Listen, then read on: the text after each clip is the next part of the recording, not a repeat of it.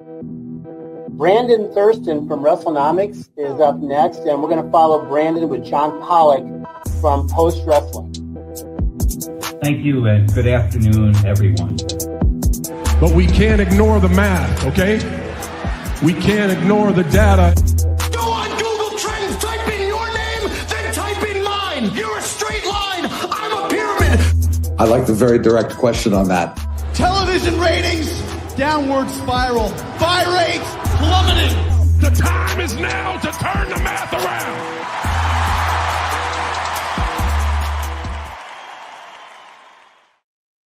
And hello, everyone. It is now December, and welcome to Pollock and Thurston. I am John Pollock, coming to you from a very snowy Toronto climate. Has Buffalo? Same here. Yes. Well, it is officially wintertime in our areas. Brandon, what are the vibes in Buffalo as the 10-2 Buffalo Bills eyeing supremacy? Is there a level of optimism, or is there a, oh God, what are we in for over these this playoff run for the Bills? Is there a bandwagon that is being jumped upon? I don't really talk to people that much, but I'm sure it's optimism. There was, as people saw on Sunday Night Football on NBC, there was a lot of snow if you were in southern Erie County. We have counties here in the United States, and if you're in southern Erie County, there's a lot of snow. I live north of southern Erie County, let's say, and we did not have any snow until I woke up this morning, and there was substantial snow on the ground. Yes, it was. We have been hit for the first time this year. I have to go pick up my kids from school later, and that will be a bit of an effort. But no one is tuning in for our thoughts on the weather, as I have learned over the years. But hey, we're going to share our thoughts nonetheless, as did Netflix, because on Tuesday they hosted select members of the media who got to come for a fireside chat, so to speak, with the likes of Nick Khan, Paul Levesque, Bella Bajaria, others in attendance as well. Yeah, including Michael Cole hosting this whole get-together. Select members of the media. Brandon, I guess the snow prevented you from venturing out of Buffalo to accept your invitation? Yes, well, this was in LA probably, right? Because it was at Netflix headquarters. I don't know that I would have gone to LA, but I would have considered it. How about you? You know what? It was a game day decision for me. I wanted to make the trip to LA, but unfortunately here we are as analysts of the media discussion. And this was quite the setup as they begin the big push for the launch on January the 6th. And the biggest headline coming out of this: Becky Lynch was there. We have photographic evidence here. Becky Lynch still with the company, still alive, as we see everyone here with their championship belts. Some won in the ring, some handed over. Bella Bajaria, crowned champion there. We have Nick Khan flanking everyone. I mean, look at this photo op. Bella Bajaria, of course, the creator of the chief content officer of Netflix. Chief content officer. Who has, just as Paul Levesque is the chief content officer of WWE. Yeah, we also, worthy name here to bring up, Brandon Reig, that apparently was the one that individual right here.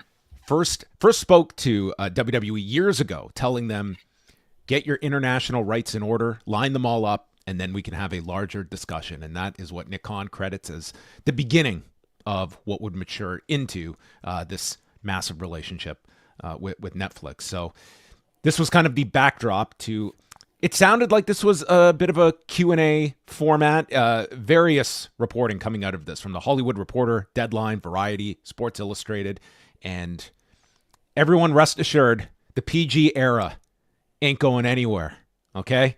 PG here to stay on Netflix. This will be advertiser friendly. Don't worry, we're not going back to the Attitude Era.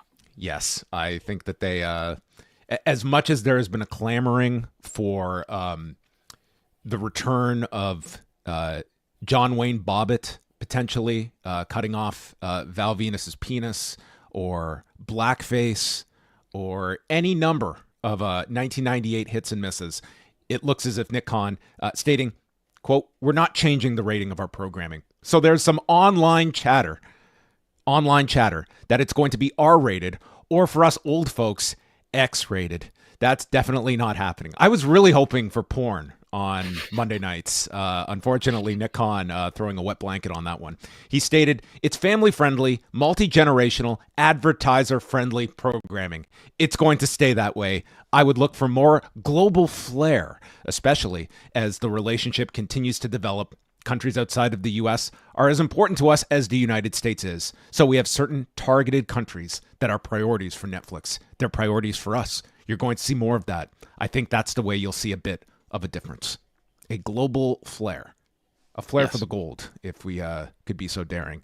And yes, the return of the WWE worldwide map, now no longer populated by NXT flags that they hope to plant, but instead Netflix territories. Are you a Netflix WWE home, or are you on the outside looking in come 2025? Yes, I was able to put this map together for people watching in video because we need to give the best graphics man in the game, by the way, Brandon Thurston. The credit to WWE Network News, who actually someone from their site used a VPN and went to Netflix in all these different countries to figure out whether there's a placeholder on the interface for WWE, and this is what we've come up with here. So there's too much here to go through all 100 some odd countries, but it's throughout South America. Are you telling me Russia is shut out of this revolution? Russia has no Netflix whatsoever. You can't even watch Squid Game in Russia, at least not on Netflix. Same for China, North Korea, Syria. I think are the holdouts for. There's no Netflix in those countries. Well, it is interesting that the focus on like the quote unquote PG era, and this whole time, like this company shifted to the official PG rating in 2008, and this became the source of so much fan frustration. Is that this is what is handcuffing us, and I always found it to be somewhat of a kind of scapegoat excuse for a lot of the programming you were seeing when fans never really lamented their childhood WWF when it was going through its popularity boom and was very much a PG-directed product. And today, you don't hear any of those complaints about what is quote-unquote under the PG umbrella with current programming. It's more so a case of there's good and there's bad, and the PG umbrella is a pretty wide net of, yes, you can do whatever you want. You are not at the mercy of like regulators of what you can get away with, but it is what you characterize your programming as. And there's quite I would say a wider variety that we see today in WWE of what they can get away with. And even, having Jada Parker yell out shit on NXT last night, like that's all stuff that falls under the window.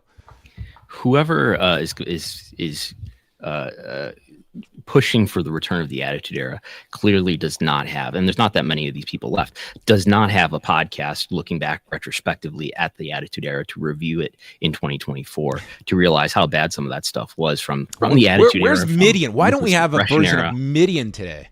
Why isn't there Katie Vick? Why isn't there more necrophilia in my wrestling? Why aren't there more individuals giving birth to hands? Why is that not in my professional wrestling today? I mean, that's, it's just back in my day, we could have a live birth on in Madison Square Garden. The other interesting note was, of course, the fallout from the Jake Paul Mike Tyson event, and Bella Bajaria was asked about the streaming issues. I don't think this was Michael Cole inquiring about these, but I will make that assumption.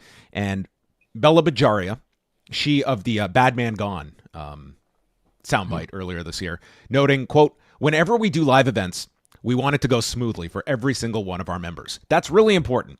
Also, to put it in perspective, it was 65 million concurrent streams, right? It was like she was asking this, right? I don't know. You didn't get Nielsen to audit these numbers, so we're taking your word for it. It was a very successful night. A lot of people watched. The scale was very big, which is great. There's a lot of interest in it. We expected a big number for sure. It was a big number. But again, you don't know. And you can't learn these things until you do them, so you take a big swing. Our teams and our engineers are amazing, moved super quickly and stabilized it. And many of the members had it back up and running pretty quickly. But we learned from those things. and we've all obviously done a lot of stuff to learn and get ready for the NFL and Beyonce at halftime. And so we're totally ready and excited for WWE. Yeah. I had no issues watching the fight where I was, but I understand that was not the majority experience. They are having a company called Video Amp, which we talked about before. They are having Video Amp measure their viewership. Will we get actual ratings of Raw on Netflix? I don't know. But they are going to have someone doing third-party measurement of their viewership, but apparently not Nielsen yet. Although Nielsen does at least measure how many people are watching a given streaming service or channel. So there is some sort of Nielsen measurement that's happening regardless. And I think they are doing that for the NFL games on Christmas Day, if I'm not mistaken. Nielsen is outright is going to provide viewership data for the NFL game.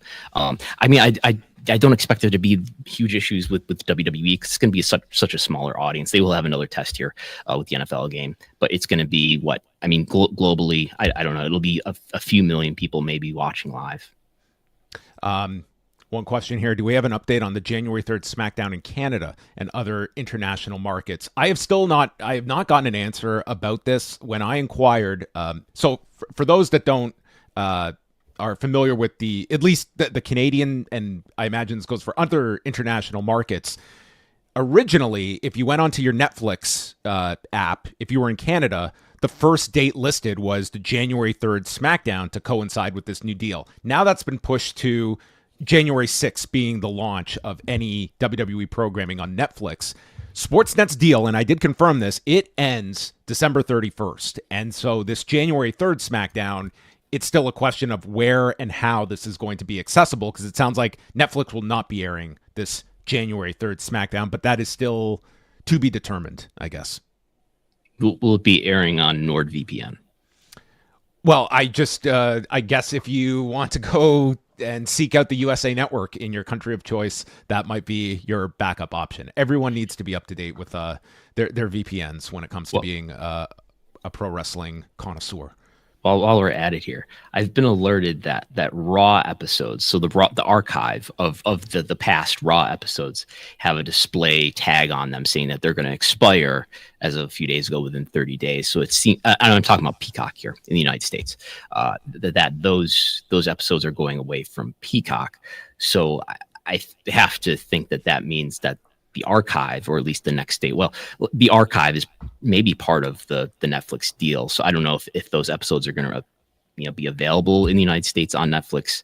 I imagine maybe they don't know yet. And so there isn't clear messaging or clear marketing about whether it's in the United States or globally, how much of not just past episodes of weekly television will be available, but what's most important is those world-class episodes, those Mid-South episodes, the few Smoky Mountain episodes that they have. Are those going to be on Netflix? I don't know.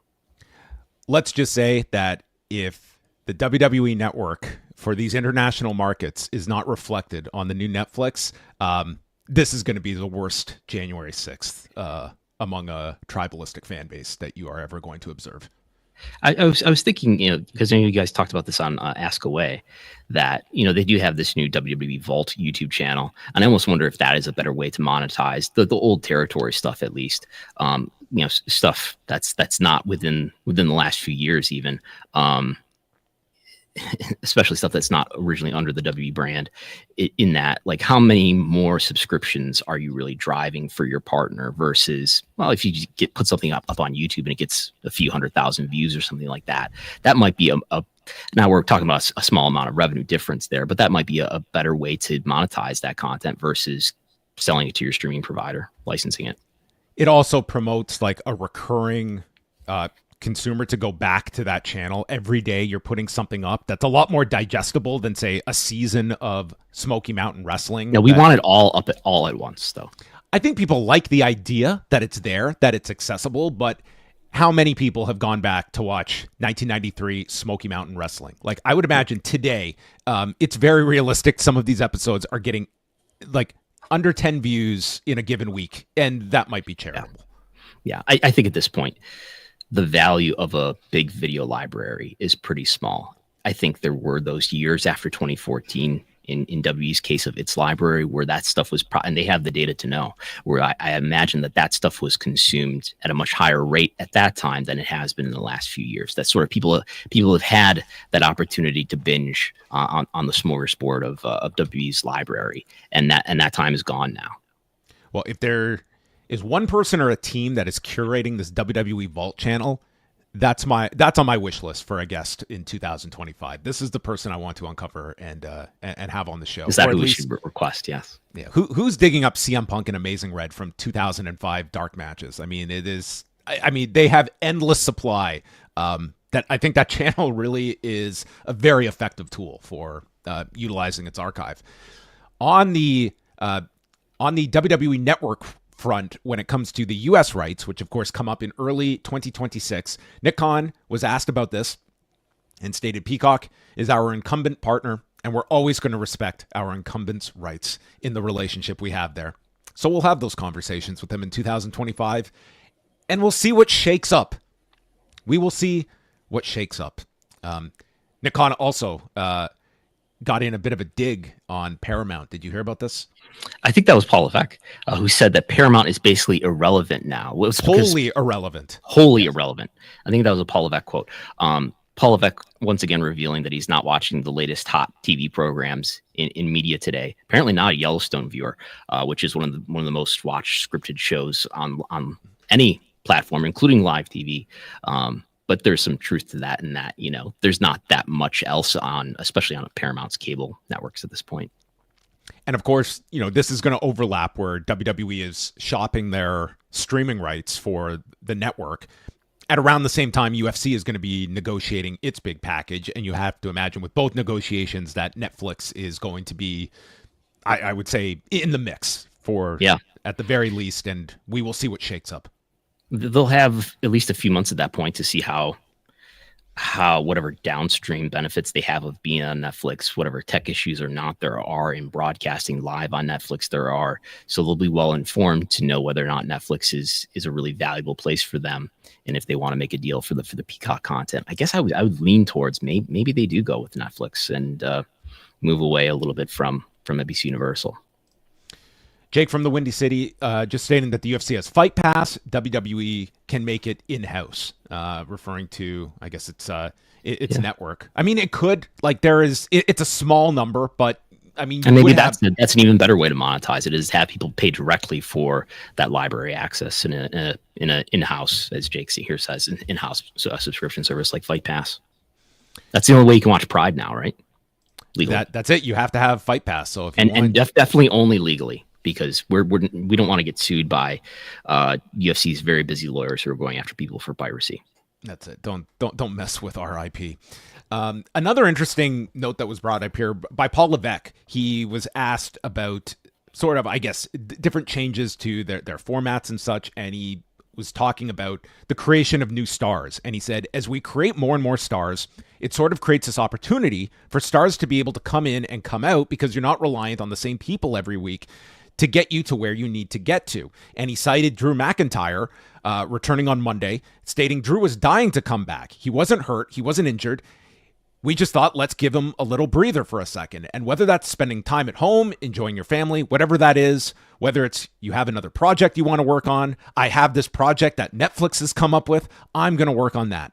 Us having the ability to morph and shift things around and keep things fresh, I think is a tremendous opportunity for us. So I'd like for more of that as well. It's an interesting look at where you have seen, like, just looking up today, some of the, like, just match totals for this year. Like, as you can imagine, with a few exceptions, like, everyone's match totals are down this year. And the leader is Cody. He had 93 matches this year. Maybe he hits 100 with the live events at the end of the month. But overall, we're talking about, and that's your most active performer.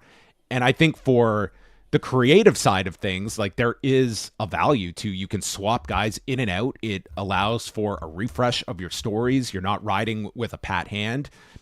And there's also, this is at a time when between WWE and AEW, like, we are seeing way less in ring beat for these performers. And there's probably merits to that. And there's a downside to it as well. But it's definitely a trend that both companies have seemed to embrace pretty wholeheartedly AEW from the onset and WWE in this era of really limiting its live event schedule.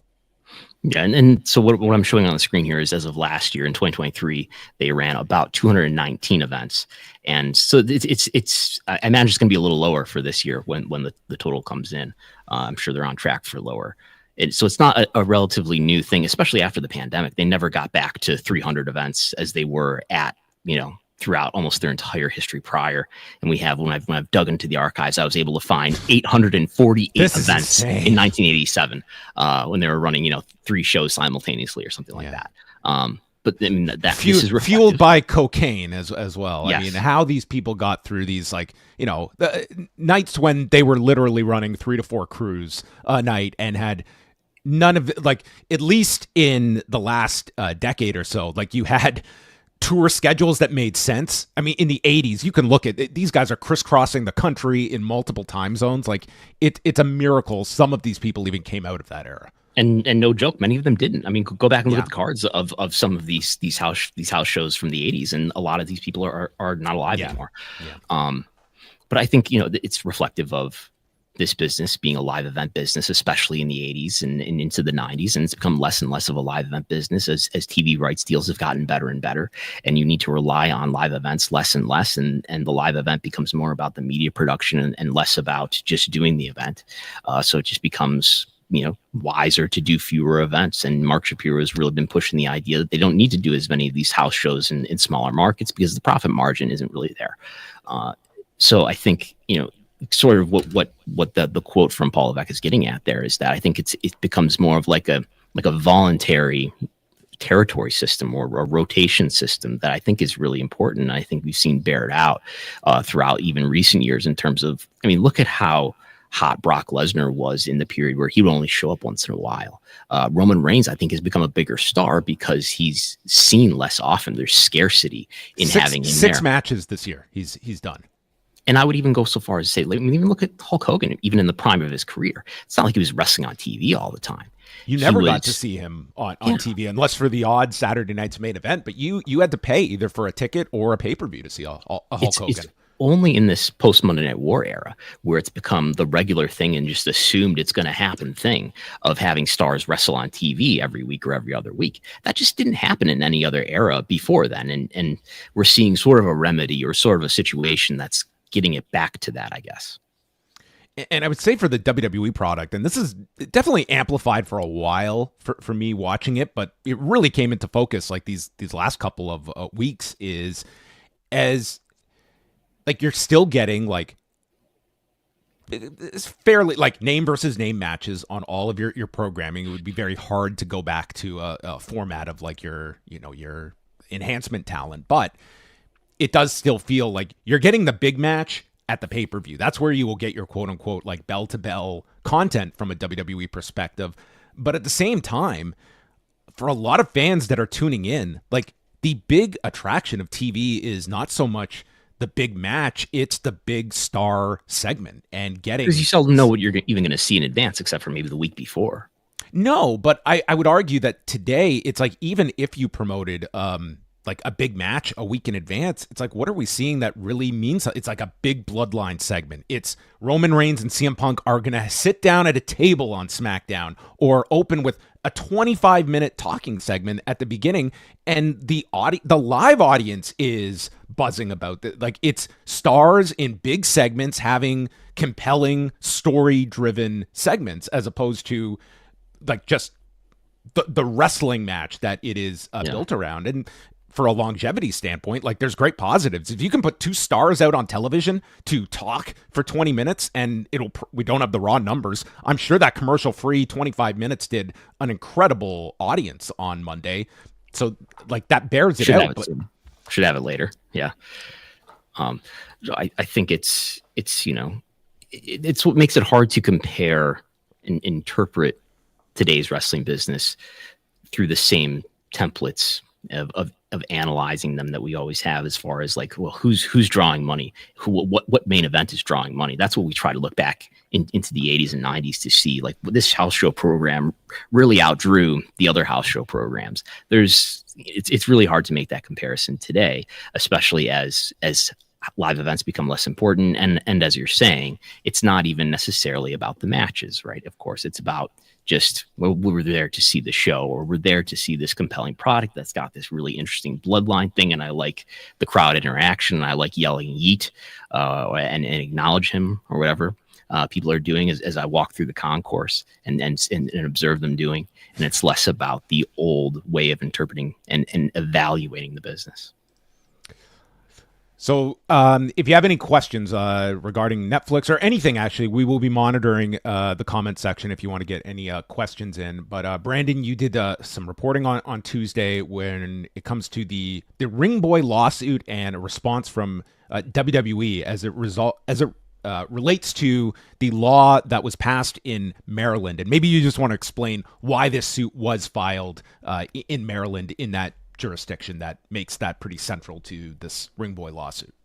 Right, because there is a new law in Maryland. This is at the state level, but there's a new law called the Child Victims Act, which basically, on its face, and I was up late last night listening to the oral arguments in front of the Supreme Court. More on that later. This is a new law that was signed into law by the governor in April 2023, and it removes the statute of limitations, not only so that you can sue and pursue justice against people who are alleged to have actually done child abuse or child sexual abuse, but you can also sue. It removes the time limit on when you can sue somebody who you allege is negligent of child sexual abuse, which is exactly what the Ring Boys are alleging here. They're alleging that WWE itself, and by virtue of that, their parent company TKO, who inherited all their liabilities by virtue of that merger, as well as the lead executives at the time, are named defendants, Vince McMahon and Linda McMahon. They are alleged to have been negligent, to have allowed these 5 anonymous Ring Boys to be sexually abused, allegedly, by former ring announcer Mel Phillips. So this act comes into play, and it makes it possible to file this lawsuit in the state of Maryland. And they do allege that at least some of this abuse happened in the state of Maryland. WWE was running in Baltimore at the time, so you can see how that lines up. So there are, as you can imagine, this law gets signed into law, and you have a number of lawsuits against things like schools and churches that are, where people are now adults, claiming that they were sexually abused by people who had, power over them or supervision over them. And WWE, now, not only did they move the lawsuit they've moved the lawsuit out of state court where it was originally filed, and they have filed to put it in federal court. So the federal judge will have to make a decision about that, as well as what WWE is pushing for here, which is there's a Supreme Court case, not U.S. Supreme Court, but Maryland Supreme Court case that's looking into whether or not this law can be enforced. I listened to the oral arguments last night, some of them, and there appears to be there's some litigation here about whether or not this 2017 law that came before it actually sort of irrevocably gives these people immunity after a certain time limit, was my understanding. But WWE wants this Supreme Court case to be ruled on before this lawsuit can go forward. So they're asking the judge to put a stay on this. And when we're familiar with stays here in the world of wrestling legal talk, because we know that the Janelle Grant case is on a stay until only some 7 days from now. So they are moving to have that lawsuit put on hold, put on pause until the state Supreme Court makes a decision about how this law is going to be interpreted. They're due to make a decision by sometime before August 31st, 2025, because that's when their session ends. So sometime before then, they should have a ruling on this. Yes, and if that were to be struck down, that would essentially eliminate the ability for this lawsuit to move forward, correct? Yes, you would think so. It seems pretty likely that the judge would approve of this, because there are a number of other cases in the state of Maryland that have been put on hold pending a decision from the Supreme Court. But yeah, if the Supreme Court of Maryland decides that, no, this actually doesn't give you the ability to rightly sue somebody for negligence past 20 years or something like that, then you would think that this case gets easily dismissed. And as we've continued to talk about, I mean, this Ring Boy lawsuit, it has received a lot more of attention because of Linda McMahon's potential appointment to become the head of education under the Trump administration, where this has been, brought up pretty prominently as like a big mark against Linda McMahon, but from the sense of things, not enough that this is going to be disqualifying for Linda McMahon. But it certainly has gained a lot of coverage and part of Linda McMahon's, the negatives against this appointment. Yeah, I mean, so she's nominated to be the Secretary of Education, and there was an article that was originally published with the 19th, which I understand is maybe that's a publication that's based on the 19th Amendment, but looking at women's rights and looking at Title IX. It was an article that you shared with me today that was syndicated through the Connecticut Mirror. Connecticut, of course, is where Linda McMahon lives and has had although apparently she has a residence in Florida as well, but obviously she ran for Senate there, and that's where WWE is headquartered. But that article is raising all these issues about, like, how can you trust this person to be the Secretary of Education to oversee schools when this person is allegedly negligent for sexual abuse, child sexual abuse in the 80s. Yeah, one of the comments in here was from Randy Weingarten, who is the president of the American Federation of Teachers, which is a labor union that represents almost 2 million members. Quote, the sexual misconduct lawsuit, it's going to get a lot of scrutiny, and I'm very troubled by those allegations. She, referring to Linda McMahon, is going to have to respond to them about whether or not she was complicit in hiding or in covering up sexual assault. How can you be the head of education in America? It's antithetical, right? I don't know if she's just asking right as if anyone's going to respond. I would argue that in 2024, 2025, you can move forward with a very prominent position overseeing education in America with this, with such a lawsuit hanging over you. Yeah, and as this article points out, I mean, Donald Trump himself has been found liable for sexual assault in the case of E. Jean Carroll. And that didn't prevent the majority of voters, or the plurality of voters, from voting for him for president. So there you have it on that particular case. We shall move on. And WWE Survivor Series was held this past weekend at Rogers Arena in Vancouver, British Columbia, as WWE returned to Canada. And man, we got a announcement on the broadcast that they had set an arena record in Canada, a record that they were able to break by the time the press conference took place, because Paul Levesque gave us the updated stat of what they had achieved. Canada always delivers. Vancouver, no different. As was just mentioned, been a long time since we'd been here in Vancouver. Something that we wanted to fix and come here with a big event. And they certainly delivered tonight. We set an all-time North American arena gate record here tonight. So quite good. That's our. It was sold out, 17,828 in the building tonight, and that is our 63rd sellout for the year. So we've had quite a year, and it's wonderful to be able to cap it off here in Vancouver. North American arena record set with the Survivor Series. Not giving out a gate figure, but obviously a very healthy number that they drew, and breaking what was a Canadian record just 2 hours before. So congratulations to WWE. Maybe inflation kicked in between the event and the post show. Yeah, I know Paul Levesque had some trouble with the the Berlin gate. In any case, so higher than any arena gate that they've ever done. They also set in Philadelphia for I believe it was the post Raw or the pre SmackDown of WrestleMania, that was the arena gate domestically at the time. I would think this if they're saying North America, that includes domestically United States. I would think this is well over 2 million. We've seen when we occasionally get Polestar numbers just of TV tapings, $1 million gate is just normal for them for Raw or SmackDown. So I imagine this was well over 2 million. The international record is something well over 3 million at this point, because we know that Money in the Bank in London did well over 3 million equivalent in US dollars.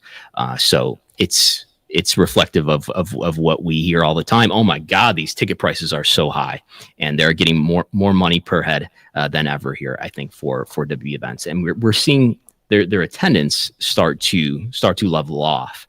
Their attendance comparisons are getting a little bit negative, as opposed to just skyrocketing as they have for the last couple of years. But I imagine that the revenue has not leveled off. If anything, the revenue is increasing for ticket sales because the ticket prices are so much higher. Yeah, and they're about to put tickets on sale for the Elimination Chamber show in Toronto, which will be at Rogers Centre, which, I mean, from all indications, that should shatter their, at least Canadian, record. I'm sure that event is going to top their prior WrestleManias in the same stadium. Yeah, especially with the inflation. We're talking about 2002 and 1990, the two WrestleManias in Toronto. Let's chat a bit about WWE's next endeavor. They are coming back to NBC a week from Saturday. It is the relaunch. It's the latest rebirth of Saturday night's main event as this part of the big deal of SmackDown going back to the USA Network. And this would include 4 specials per year. And just this morning, they have already confirmed an earlier report from the Wrestling Observer that the second Saturday night's main event will be January 25th, which is the week before Royal Rumble. That event will be staged in San Antonio, Texas. But I thought it'd be interesting to look at what they are up against next Saturday night, because if you recall, the I guess we can call it second iteration of Saturday night's main event from 2006 to 2008 was not deemed a viable ratings winner for NBC. It lasted they did 2 specials per year in 06, 07, and then did one more in 2008 before that NBC slot was occupied by things like Tribute to the Troops and other programming to fulfill that portion of the contract. But they got away from Saturday night's main event. This time around, I mean, they're going to be up against, on that night, besides Collision on TNT, which is probably going to get demolished, college basketball will air on NBC. There will be an NBA game on ABC. ESPN will have the Heisman Trophy ceremony, and then ESPN2 will have women's volleyball followed by the UFC prelims for a fight night event. But the big one they're going up against, CBS, the holiday film Nugget is Dead will be airing as well. Suffice to say, I think WWE will perform well on against this particular competition. Against, they've got an NBA game, college basketball. Those would be the 2 key ones. I don't know what the Heisman Trophy ceremony will do. That's out of my purview. Did you say there's something on NBC? It's airing on NBC, right? Sorry. College basketball is airing on Fox, I believe. Yes. Okay. Yes. Okay.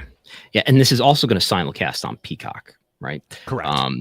So I wonder if we're going to get a total audience delivery number from an NBC PR. I imagine it'll do pretty well. It's going to be, I suppose, cannibalized.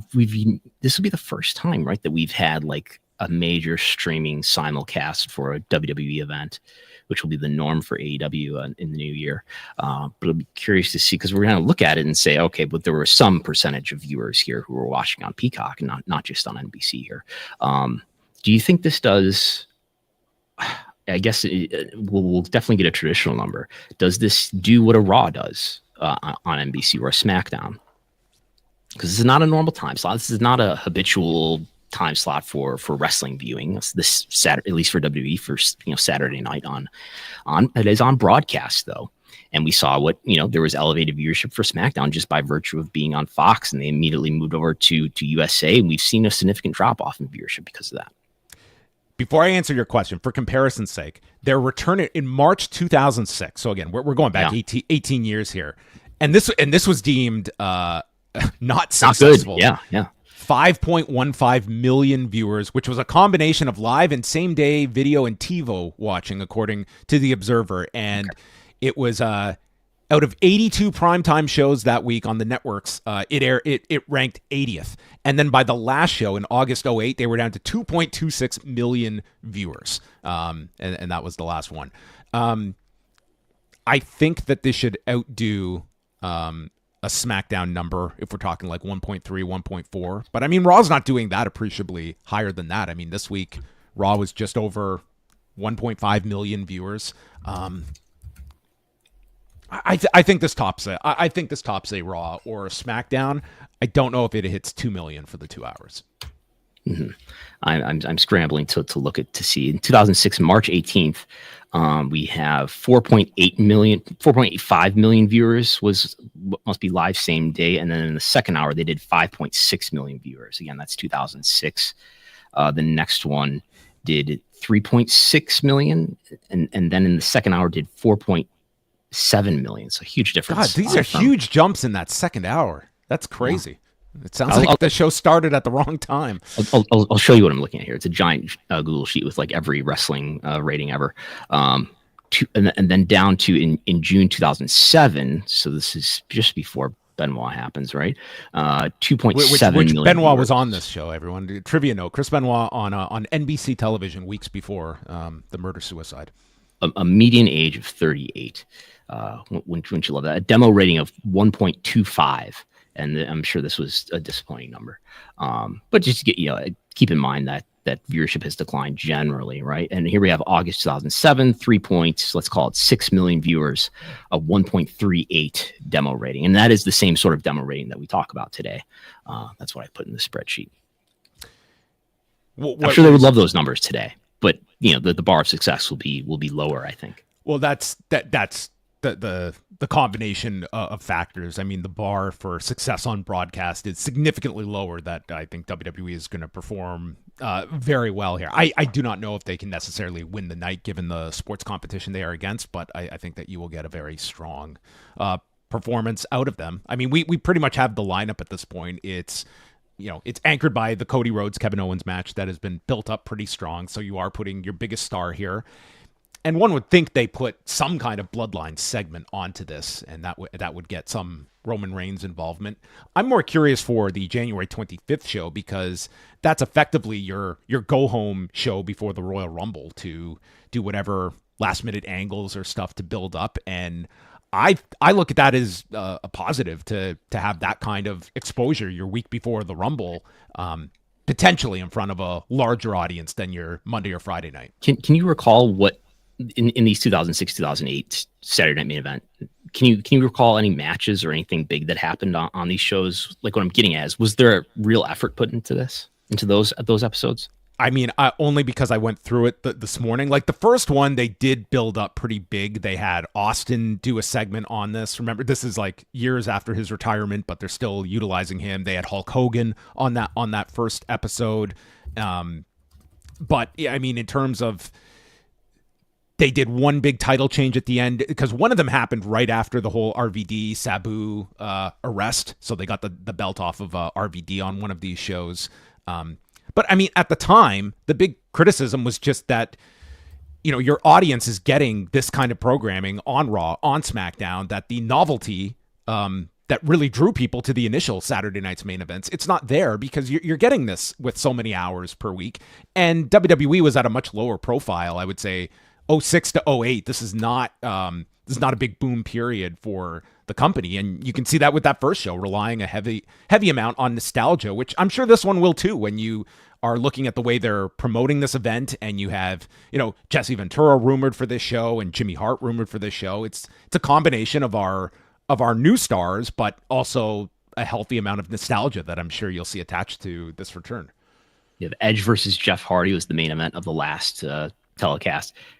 And I'm looking at 1992. So yeah, anyway, I imagine, you've got a head of creative who's not Vince McMahon. So there's some hope that there will actually be something that people want to see more so than they did in 2008 or so. Yeah. Probably no reunion of Jesse and Vince on Saturday. Yeah. Will there be a wedding? Was one of the like Uncle Elmer weddings? Was that on a Saturday night's main event? If you really want to juice the ratings, just do a wedding. I think that was Tuesday Night Titans. But I mean, you can't just throw things out like that on NBC without the proper. Maybe we'll get a wedding for January 25th. Maybe we'll have some time until we get to January. But it will be a very important number to look at, and getting these 4 quarterly specials for WWE. They may be as much of an enhancement to NBC as the other way around because it's. It's WWE's at that stage right now where they can. What I should look at is what does NBC usually do in primetime on a Saturday night, and what does this deliver? Does it do better than what the replacement programming would be? Is basically always the answer to how successful does this need to be, and it'll be muddied by the Peacock simulcast though. Also, in going through several numbers this week, I did find this interesting: is that we have now got basically 2 months of NXT on CW. And what has the move to from USA to CW. What exactly has that meant for NXT? And they moved there October 1st. And of course, the first 2 weeks were heightened by the premiere that included CM Punk, and week 2 that had Randy Orton. So you saw in September, they went from 639,000 viewers on USA. That jumps to 740 in October.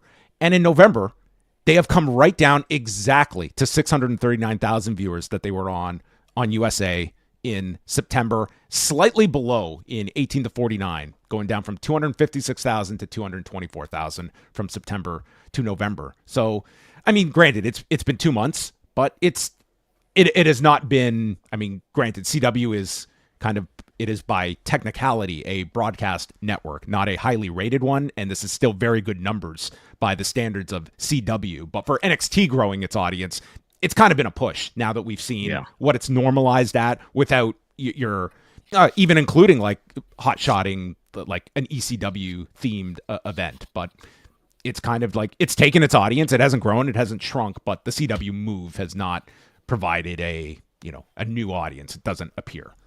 I guess what it really tells me, and this is sort of what we tentatively expected. This is going from a really strong cable network in USA to a pretty mild broadcast network in CW. So broadcast means more homes, but lower profile means some amorphous lack of marketing power or lack of power that results in viewership. So we expected it to be a push, that it would be about the same viewership, but not really sure how it would turn out. And it has been about the same viewership. And I would contrast that against what SmackDown has done. And I think I've got charts in here for SmackDown as well.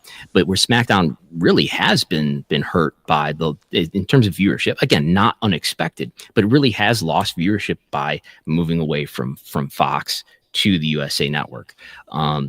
And I think, if NXT was on Fox, it would be in a similar number of homes as CW, but it would probably be doing a lot stronger viewership, just because it really is some difference in value of the stronger network here, even when it comes to wrestling fans and how habitual wrestling fans are of watching wrestling on whatever network. It really does matter what network you are on too.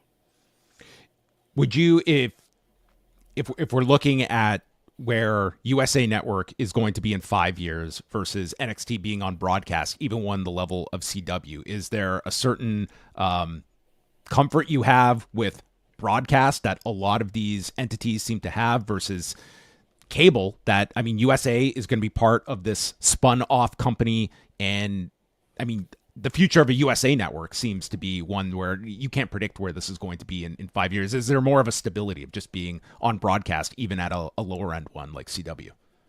I think they view it, and this is how I think AEW is viewing it in terms of the rumors that we hear about AEW trying to get on a broadcast network with some new program, is that it's just more homes, right? Like this is why it's really important to be on streaming, because you're in homes that only have streaming, don't ever subscribe to cable, and don't put an antenna on their wall so they can watch CW or Fox. But then you have the people who only watch television, or primarily watch television through traditional means, through cable or satellite. And then you have people who don't have cable, maybe who aren't subscribing to Netflix or Peacock, but they do have the ability to watch stuff on broadcast. And it's just maximizing the number of homes that you're in. And there are three lanes that you have to cover, and that is cable, streaming, and broadcast. And I think that's among other reasons why it made sense for NXT to go to CW. And it does feel like this philosophy of WWE of kind of just casting multiple lines into the water, that they have their foot in streaming with the biggest streamer you could have. We're in cable, we're on broadcast, and it seems as though we're just going to spread our chips across the board and just try to have as much accessibility as possible in all these different areas. Yeah. Moving on to AEW. Yay or nay on our next clip, Brandon? Oh, you're asking me to prove right now? Go ahead. Do what you want. Your take on the current state of All Elite Wrestling. What do you think? How are they doing right now? Yeah, well, they're horrible. Come on. It's just, I've given up. I used to get really frustrated with them because I actually hate seeing people screw up good opportunities. I know what that feels like, and I know how hard good opportunities are to come by. So when you see somebody just shooting themselves in the foot day after day, week after week, in every possible way, it's frustrating for me, and I would vent that frustration. Now it's just like, yeah, whatever. Yeah, it is what it is. There's no hope for them. Nothing's going to turn that company around. There's no light bulb going to go off in anybody's head and all of a sudden realize, oh, this is how we actually get people to watch TV. They have no idea what they're doing, and they're too stubborn to learn.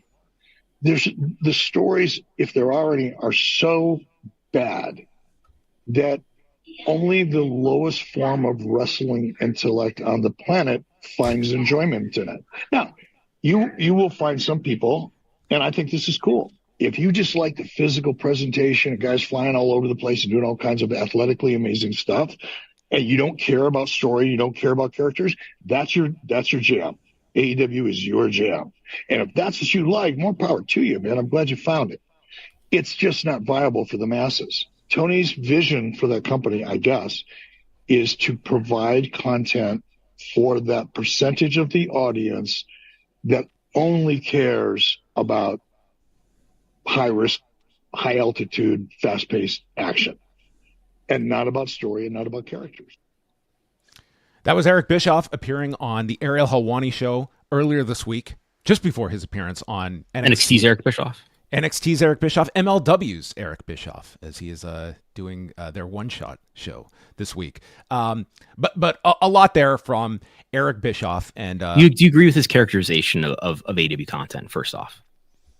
In terms of what his assessment? There's no story. It's just people flying around and doing moves and athletic stuff. I think that's an overly simplistic summary. That's a very easy argument to make about AEW, but really does not hold up to scrutiny. Now, where I will concede is that you can have your opinions on the effectiveness of AEW's stories, but to say they are divorced from storytelling, I just don't think would be accurate. You can watch AEW. There's plenty of stories going on. Some work, some don't. There's a ton that goes on these shows. I would hardly call this a cohesive show when it comes to its storytelling, but it exists. And for better or worse, I think the loudest critics of AEW have been able to brand a product that enhances its in-ring as a negative, that going out and trying to have great matches is a negative, that it's lazy, or that it's somehow it's not real wrestling. That's fine if you want to characterize that, but I think that's too simplistic of a view for AEW. And I think it becomes very difficult when people try to have honest discussions about AEW, because to paint everything as rosy and positive and just lean on this new television deal they have signed, I think you are burying your head in the sand to a lot of empirical evidence, many of which comes from Brandon Thurston, that you can observe very objectively and see where things are. We're not going back to 2019. We're looking at 6 months ago. We're looking from 12 months ago. Where things have gone, where its popularity is, and you can address those issues, and everyone can come up with their theories on what they would change, what would be different.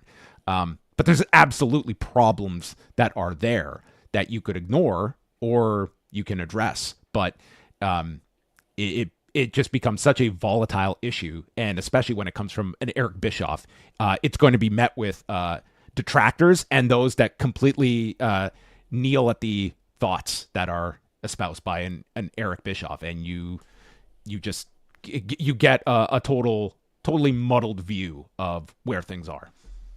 Yeah, I disagree with Eric's diagnosis of what the issue is. The issue is not the lack of story. Maybe it's a lack of good story or good compelling TV, whatever that is. It's not. I don't view AEW content as he does, and I agree with what you just said, which we discussed a bit off air, that it's impossible to have, as you wrote once, a civil conversation about AEW's business. because you get lumped in with people who are perceived as grifters, and people are perceived as just working the algorithm to get the most attention on all of their AEW, on all of their negative AEW content, which really does well. I mean, the times where we've like cut up clips of us talking about AEW business, especially when AEW business has been down, which has been the case for the last couple of years, it does more views. I've noticed, at least on my channel, than other run of the mill stuff does. So all of that algorithmic nonsense makes it really hard to have a civil conversation, because you have people in the comments who are accusing you of being, bought WWE media when we're talking about stuff like this, because we will have real criticisms for AEW. So all that being said, let's set the table. It's good for Brandon and I, because I think all companies dislike us. So we're good. We're good. So TV ratings are down. They're down by 18%. If you just look at the demo, it's down by 19%. Attendance is down, whether it's Dynamite or Collision. Their market-to-market comparisons when it comes to live events are strongly down. There's real empirical stuff there. I won't go through it in audio, but there's clearly a downturn in their business at this time, at this exact moment, that in just last October, they made a TV deal that will probably make them viable, that will probably make them profitable, which is so counterintuitive to the direction of their company, and sort of what we talked about earlier in terms of this business being transformed over the last few decades from being a live event business that was immediate feedback in terms of the ticket sales that you got, to being this sort of 3, 4, 5 year delay in terms of the TV deals that you get. And oh, by the way, it doesn't really necessarily matter what your TV ratings are on their face. What really matters is this image that I'll show in video, is where you rank among TV generally. And what I've got here is your weekly averaged out over time. I've got it broken down by year quarter. Suffice to say, Dynamite still ranks pretty strongly. Now, are we seeing some weakening? I would look at this and argue that we are seeing some weakening here, in that if you look at each year, averaged by the quarter, we usually see Q1 start off fairly weak, or what we see actually is, say, look in this late 2022 period, where their ranking starts out off lower, and then it sort of peaks up into Q3. And we sort of see a similar pattern here in each of those 3 prior years, from 2023 and backwards. And what we're seeing here is not that. We are seeing it bottom out here in Q4, but we do not see this upshoot from Q4 of last year into this year. Is it ranking poorly enough that David Zaslav and Kathleen Finch and Channing Dungey are freaking out in WBD headquarters? Probably not. But if we're looking at this fairly, aside from the times where they're praising each other in public, are they having some concerns about AEW's popularity? I think they should be having some concerns about AEW's popularity. And I will agree with Eric Bischoff about this, and that I don't really have any hope as far as it turning their popularity around. Not in terms of whether or not they're going to survive as a business, but in terms of turning their popularity around to get back to the level of a year ago or 2 years ago. I don't really have any hope that that's going to happen, as long as what we all assume is going to happen is that as long as the head booker, Tony Khan, is still the head booker, this is clearly a product that needs to change who its head coach is. It doesn't necessarily need to change who the president of the company is and who's driving the business and who's making the TV deals. Tony Khan succeeded greatly by renewing their TV deals at a great increase of what it was, of what their incumbent deal was. And that's going to make this company financially viable in all likelihood, maybe by next year. But clearly the content has some problems here, and it needs somebody else as the head coach. And everybody presumes that Tony Khan is just, well, we can't even discuss it. It's off the table to discuss that the owner of this company, who's also the head booker, is ever going to relinquish that power. And I think that's a conversation we should have more, and say, well, why not? You've got the opportunity here to have a stronger legacy in terms of I think we're now in sort of a Vince McMahon situation, in that, well, the owner, the guy with all the power, is the head of creative, and there's just no discussing delegating that or stepping aside of that particular. That's just one of his jobs within AEW. There's just no conversation to be had about that, of putting somebody else in that role. I was looking at this week's number. This was the Thanksgiving Eve number, and I know that there are plenty of factors that you can look at. The West Coast feed. Oh my God. You can throw at all of this, but I mean, Brandon, you just recently crunched the numbers, going carrier by carrier of how much cable is down. And we can throw in the West Coast airing live last Wednesday night. The number I focused on, looking at last year's Thanksgiving Eve show, was the 18-34 number, which this year was down 55% from last week. And I don't care, the worst prognostication you want to put on where cable has fallen, or West Coast viewers not being able to tune in, or the lack of promotion for it. Like, I put a lot of emphasis on the 18 to 34 number because I think that dictates a lot of a company's momentum and what is being focused upon. And yes, this is probably not indicative of a typical week's drop year over year in that demo, but it summarizes or confirms, I think, a lot of people's thoughts towards the trend of the product. And to me, that was a very alarming number. And you're starting to have a lot of the same discussion about the on-screen product. That is it the players that are on the field? Because I don't know how many rosters have had this level of talent and experience. Like, this is a loaded roster. Are they being utilized to the best of their ability? Which are arguments we had about WWE in 2019 and had with TNA in 2009. And often it is looked upon as a creative direction and a philosophy that engulfs the show that the viewer is getting. And this was a product that was very much in the wrestling zeitgeist and connected to that pulse in 2019. And I would say through to 2022. And today in 2024, it does not feel like it is on that same pulse.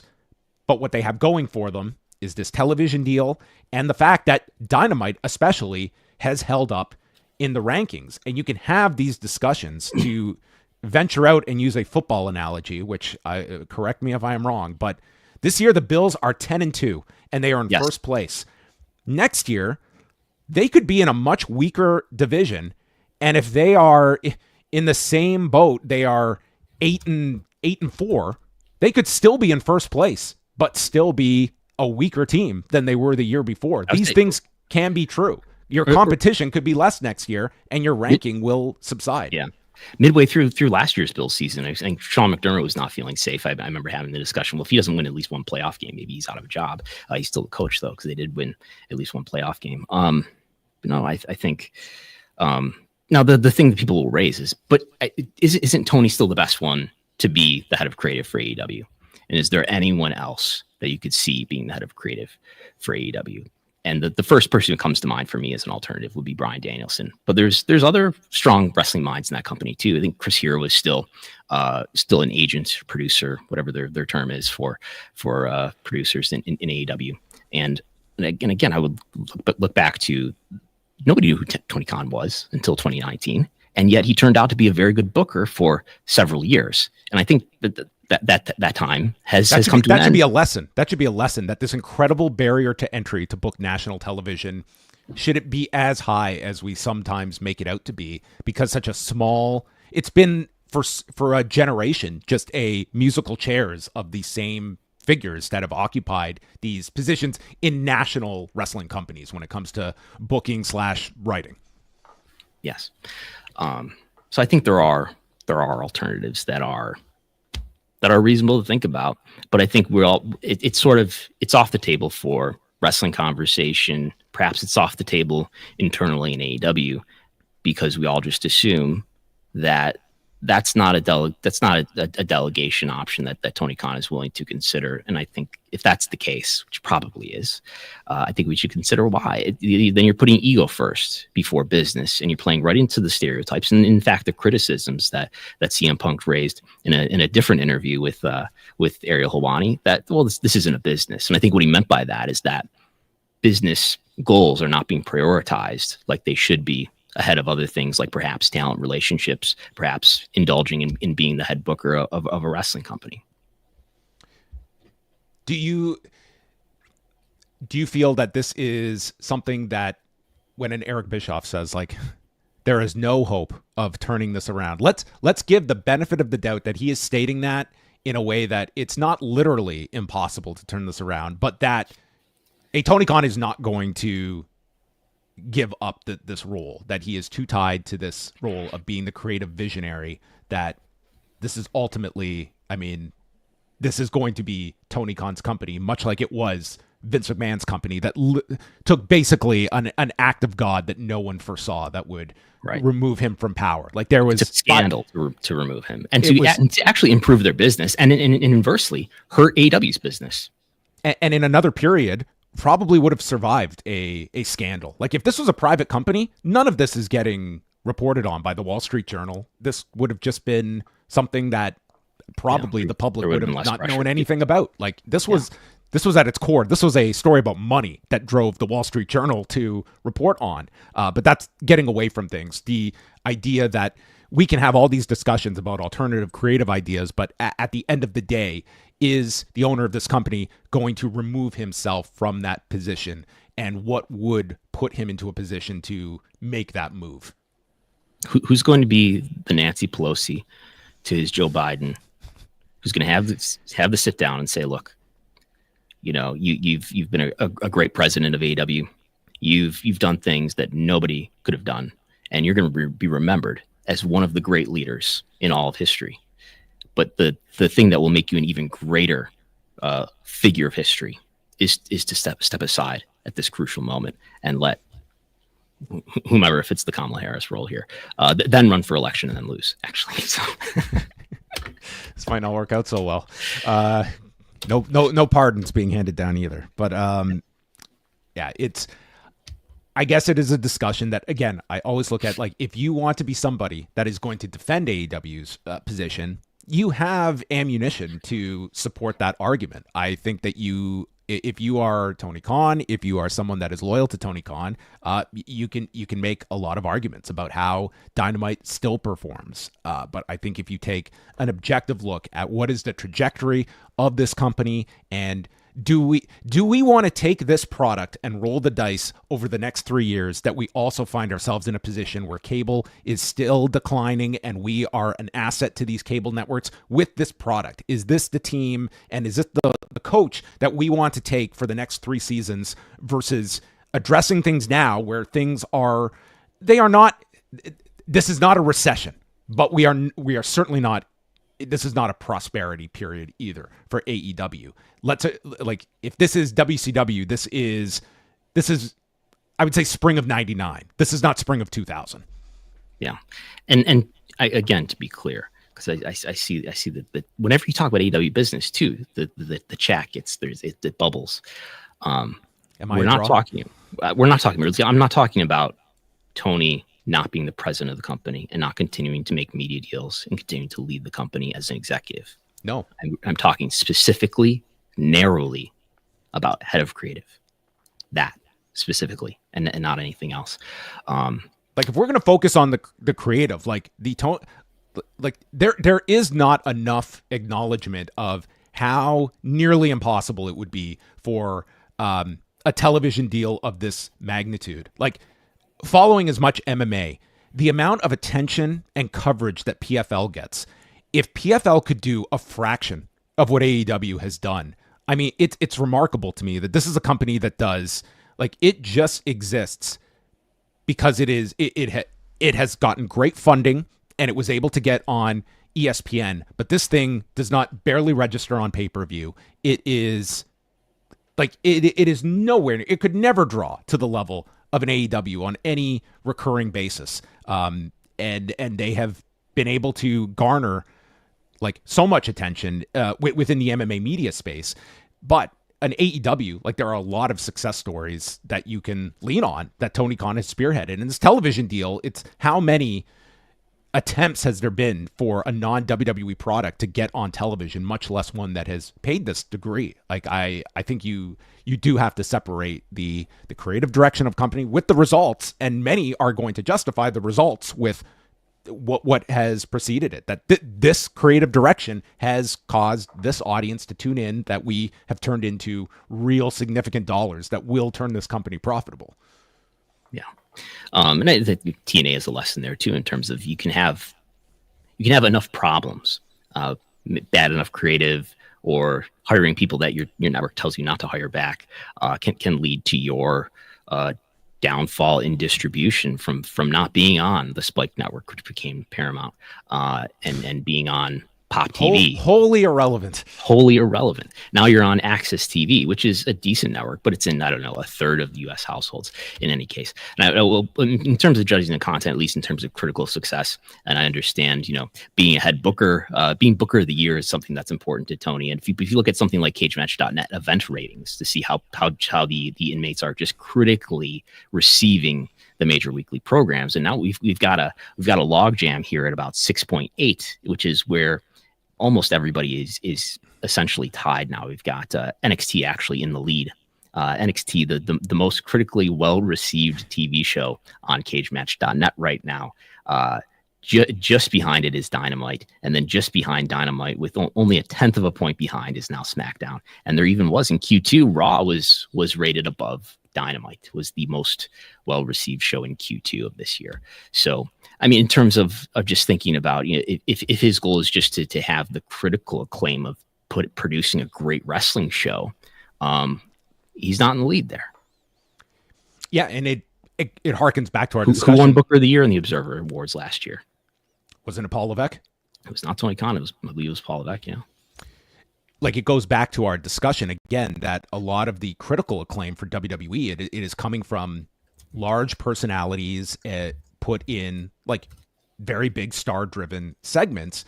And in AEW, like, there is the idea, do we lean into more of the non-wrestling, or is that a trap that you are essentially just presenting a lesser version of WWE, which is a trap we have also seen companies fall into? Like, there is that certain, like, AEW can put together a tremendous lineup each week on its television, but I think it is more intangibles that the audience is seeking out, and that does go to like the engagement people have in this Jon Moxley Death Rider storyline that is the storyline in the company.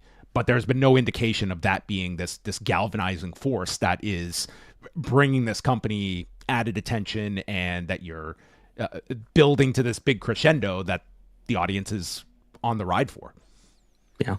I mean, you can kind of see it too in I would say the age of the audience too, which the median age of the audience, of AEW's audience, has increased, gotten older, while over the same course of time, the age of AEW's audience has gotten younger, which always says to me, these are the people who are the slipperiest viewers, the youngest viewers, who are the hardest to capture, who are the most addicted to TikTok, and are the hardest to get to watch your show, and they're to a lesser degree than before watching your show, and to a greater degree than before watching WWE's show.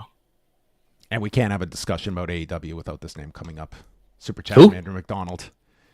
Do you think the CM Punk backstage video was the start of the big? That was the beginning of everything. It's a million different things, right? Yeah, I didn't think it was a great idea, and I think at the time I said, well, let's see what the presentation is like in the fallout. I will maintain I still thought that was a very silly idea at the time, and but was that a killer? No, but I mean, you can lump it in. I didn't view that as a positive then, and I don't now in hindsight, but that was done. All right, well, there you have it. The state of AEW, as always. Let's end off on this, because last week was the Thanksgiving Eve edition of Dynamite. They did 536,000 viewers and a 0.15 in the demo, behind the NBA and Gutfeld in primetime on cable. And this became an interesting observation back in 2000. We're talking about Gutfeld now. Gutfeld, yes. Is that a wrestling show? When you have three wrestlers on your show, are you not a wrestling show? At this point, once you're booking Aaron Idol, Aaron Stevens on your program with Bubba Ray Dudley, you are definitely up for Wrestling Show of the Year, or worst wrestling former NWA champion on your show. I mean, yes. I won't say it. You had the best theory about booking Bubba Ray Dudley, but nonetheless, it was third in prime time. So back in 2019, this was the second month that Dynamite was on the air, and Thanksgiving Eve occurred, and suddenly we saw this dip. And that to me was one of my earliest examples of, is AEW dead? Was like 6 weeks in. Thanksgiving Eve, everyone's done. And then it was, hey, Thanksgiving Eve, pretty bad night to run for AEW's younger skewing audience. And then in 2020, and all these numbers Brandon did post on Twitter for everyone's easy accessibility. The next year, this was in the height of the pandemic, where they also saw a bit of a dip that week. But realistically, from 2021 on, this has not been the albatross that I think it's been made out to be. That yes, our first 2 years, you could certainly rely on Thanksgiving Eve affecting audiences. But I mean, for the last from 21 to 23, these were relatively consistent audiences tuning in. And then this year, a big hit that they took. This was, by the way, their lowest 18 to 49 audience in its normal time slot ever in the history of Dynamite. And I can't chalk that up to just being Thanksgiving Eve or the West Coast viewership. If things were healthier, it would have done a low rating, but you can't explain it away with the West Coast feed. Let's say that's 5%. These are factors, but not outright. Yeah. You can't causes. Explain this away with cord cutting over time, which I mean, year to year looks like it's about 5% based on looking at all the MVPD carriers and some estimates about them. This was down in the demo 44% from last year. There's no external factors that account for that difference. You have to look inward eventually and say, oh, maybe it's just how the content feels overall in general, not just this episode, but just the way that people feel about AEW right now.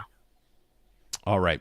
And that's going to bring an end to things. We had quite the delay with numbers. Thanksgiving just threw a monkey wrench into all of the numbers. SmackDown did come in. They were up against both the NFL game on Amazon and a big Georgia Tech game on ABC. So SmackDown kind of took it on the chin on Friday.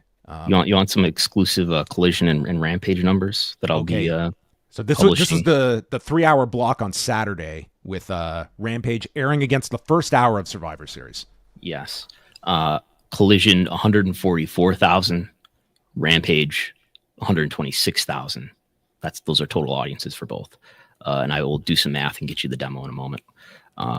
It's 40,000 viewers in the demo divided by, can that be right? A 0.30 in the demo and a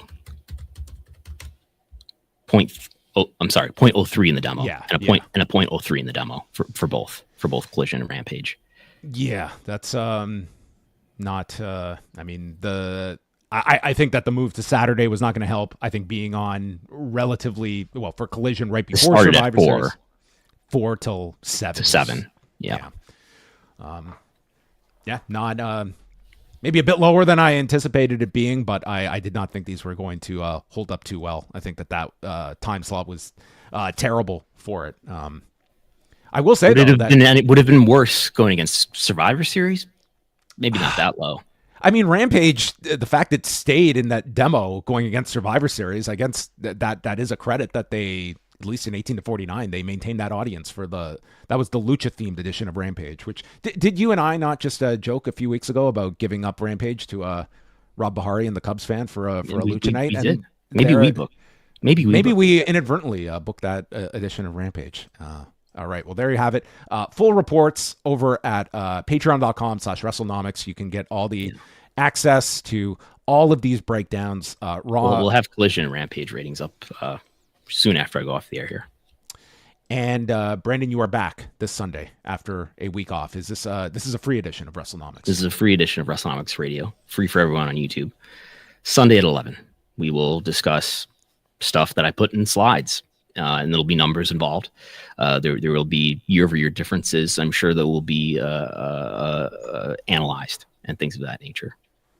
And over at postwrestlingcafe.com, I decided to go down the rabbit hole after watching the Ted Turner series on Max and look at the relationship between Ted Turner and professional wrestling, going back to the days of ABC booking in Atlanta, and quite the underreported fact uncovered by the great David Bixenspan that the first wrestling to air on what was WTCG, Capital Wrestling out of Philadelphia, the first McMahon-Ted Turner collaboration. Vincent J. McMahon. Vincent J. McMahon. My apologies. So yes, I'm just making sure it wasn't Jess. Yes, not Jess McMahon. Do you know Jess is not his legal name? I think it's Roderick, which I know is there are other Rodericks in the McMahon family, but I was doing some ancestry research recently.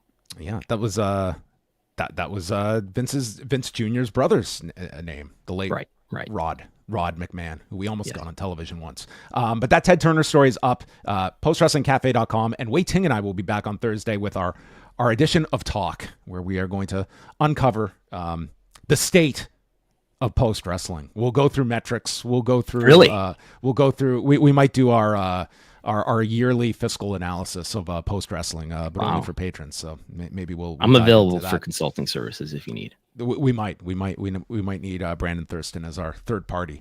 But there you have it. That's all the latest. We will be back in this time slot next Wednesday. We will give a heads up. We are going to be off on Christmas Day, unfortunately, and New Year's Day as well.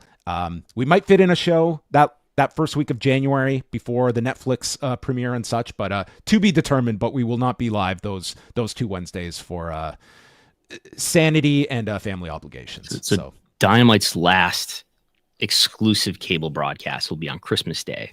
Correct. From the Hammerstein Ballroom, I think. So that'll probably be a record low rating just because it's on Christmas. But yeah, that's where they put Effie on. There you go.